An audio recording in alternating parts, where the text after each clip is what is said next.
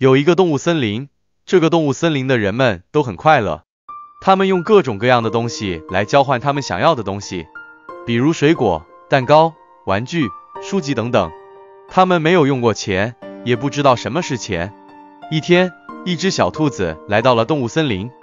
它带来了一些奇怪的东西。它说这些东西叫做货币，是它国家的钱，可以用来买卖东西。他说，这些货币是我从我的国家带来的，我的国家用这些货币来交换他们想要的东西，比如食物、衣服、房子等等。你们也可以用这些货币来交换你们想要的东西，只要你们给我一些你们的东西，我就可以给你们一些货币。小兔子的话引起了动物森林人们的好奇，他们围过来看小兔子手里的货币，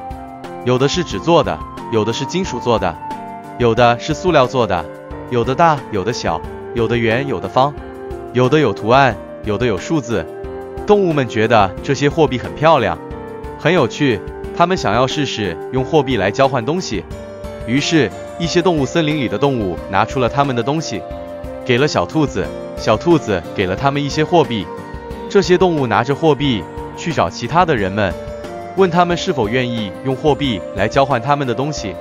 一开始，其他的动物都不理解，他们说，我们为什么要用这些没用的东西来交换我们的东西呢？我们不需要这些货币，我们只需要我们的东西。但是，有些动物看到了货币的美丽和有趣，他们也想要拥有一些货币，他们就同意了用货币来交换他们的东西。就这样，货币开始在动物森林流通起来，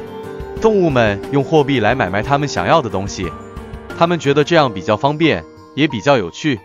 小兔子很高兴，它用货币换来了很多动物们的东西，它觉得自己很聪明，很富有。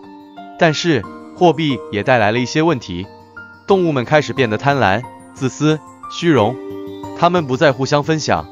互相帮助，他们只关心自己的货币，他们想要拥有更多的货币，他们开始争吵、打架、欺骗，他们失去了他们的快乐、友谊、和平，他们陷入了危险、困境、罪恶。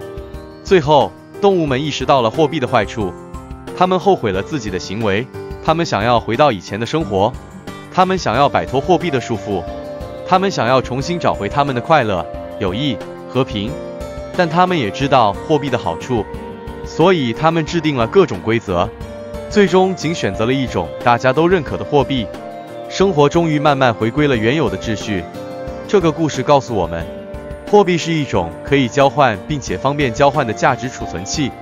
钱是一个更广泛的概念，不仅包括实体货币，还包括其他有价值的事物。货币和钱都可以用来买卖东西，但是货币和钱也有一些坏处。货币和钱可能会让我们变得贪婪、自私、虚荣。货币和钱可能会让我们失去我们的友谊、幸福、和平。所以，我们要懂得如何正确地对待货币和钱，既不要崇拜货币和钱，也不要轻视货币和钱，